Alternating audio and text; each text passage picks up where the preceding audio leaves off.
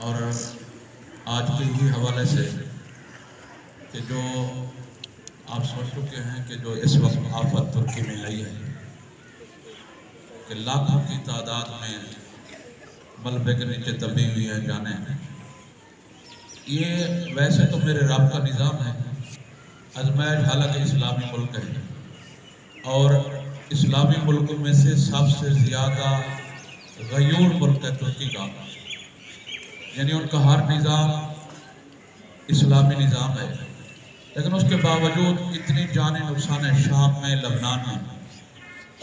ایسا کیوں ہوا؟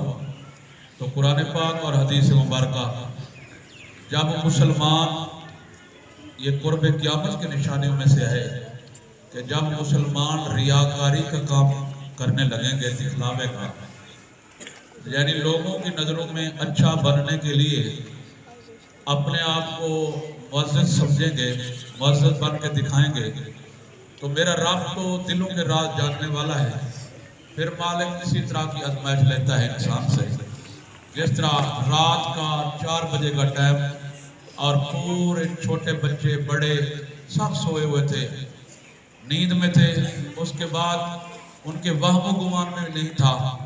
جیسے مثال دیتا ہوں، یہاں بارش برسے یا موسم ایسا بنے تو ہم سب اندر چھپ جاتے ہیں، لیکن جب وہ لینے پہ آتا ہے تو اسی سائبان کو، اسی چھت کو انسان کے اوپر گرا دیتا ہے، 4 منزلیں جو ہے نا زمین بوس ہو گئی۔ یہ ایسا کیوں؟ میرے بھائی آپ بھی، یہ میرے رب کی طرف سے دکھلاوا ہے، اے مسلمان قوم سدھر جاؤ، آپ بھی میری بارگاہ میں جھک جاؤ، لیکن ہم یا ایھا الانسان ما غرک بربک الکریم، اے انسان کس چیز نے تجھے دھوکے میں ڈالا ہے اپنے رب کے بارے میں، کس چیز پر تکبر کر رہا ہے تو، اور کیا اپنے آپ کو کیا سمجھتا ہے؟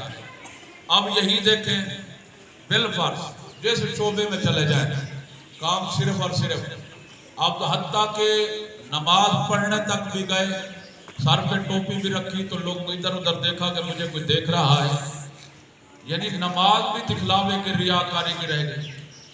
اور جو 5 نمازیں پڑھ کے باہر نکلتا ہے وہ ادھر ادھر نہیں سوچتا، ڈائریکٹ ہی کفر کا فتویٰ لگاتا ہے، اس نے کہا میں نے پڑھی ہے، میں سچا مسلمان ہوں، باقی سب کافر ہیں۔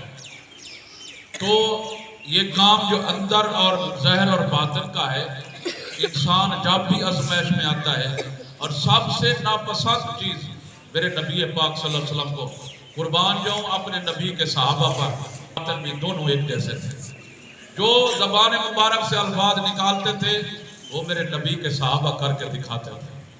یہ نہیں کہتے تھے کہ لوگوں کے نظروں میں، حتیٰ کہ ایسا وقت بھی آیا میرے نبی کے صحابہ پر بھوکے بھی رہے، پیڑ پہ پتھر بھی باندھے، لیکن پھر بھی اس وحدہ لا شریک کا ذکر نہیں چھوڑا۔ آج میں جو کہتا ہے نا ہم غریب ہیں، اس دور میں غریب کون ہے؟ اس دور میں کوئی غریب نہیں، صرف اور صرف ناشکری ہے۔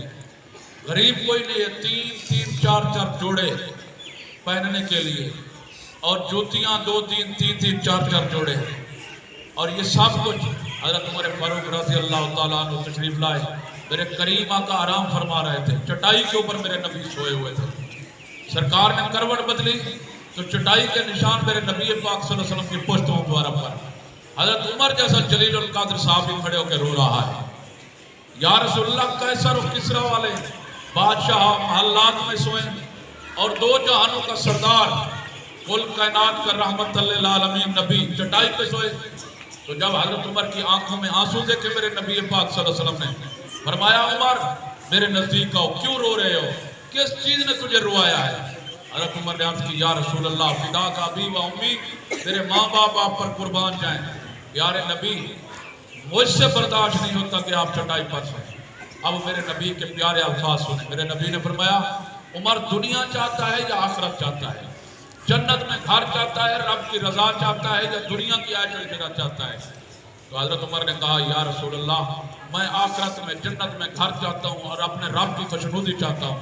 میرے نبی نے فرمایا کہ اگر رب کی خوشنودی چاہتا ہے تو پھر چٹائی پہ سونا پڑے گا، کپڑے ٹاکی لگے پیمند لگے پہننے پڑیں گے، سادہ سب کچھ، لیکن قربان جو سادگی میں بھی میرے نبی کے صحابہ کا چہرہ ایسے تھا جیسے 14ویں رات کا چاند چمکتا ہے. طاہر خدا ہوں گے، سیدنا صدیق اکبر ہوں گے، عمر جیسے، حضرت ابو ہریرہ، طلحہ، زبیر جیسے صحابہ ہوں گے، اور صفے بندے ہوں گے.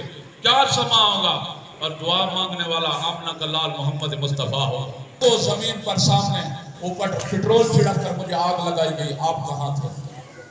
مسجدیں گرا دی گئی، وہاں مندر بنا دیے گئے ہندوستان میں، آپ کہاں تھے؟ کشمیر میں مسلمان کی بیٹی کو گھسیٹا جا رہا ہے، مسلمان کہاں تھے؟ کہاں گیا تمہارا وہ صلاح الدین ایوبی؟ کہاں گیا نور الدین زنگی؟ کہاں گیا محمد بن قاسم جن کی تو مثالیں دیا کرتے تھے؟ میرے بھائی اب وہی بات، یہی قوم آپ فرمان چڑھیں گے. اگر مرد، اس قوم کا مرد نوجوان جاگ پڑے، نہ کہیں کسی معاشرے میں چوری ہوگی اور نہ کوئی ڈاکہ ڈلے گا. کیوں؟ یہ مرد، یہ نوجوان آج کا جو اللہ اور اس کے رسول کے سامنے جھک گیا، اس کی نظروں میں نظریں ڈال کے کوئی دیکھ نہیں سکتا. مقصد یہ ہے، اور یہ میں کل بھی آپ کو کہہ چکا ہوں، نئے دفتر کو، آج کے قریب بے ادب بے نصیب، نہ بڑے کا نہ چھوٹے کا، نہ کسی چیز کا اب لحاظ نہیں. اب والدین کی شکایتیں استادوں کی طرف آ رہی ہیں، یہ آپ کس ادارے میں کیا ہمارے بچے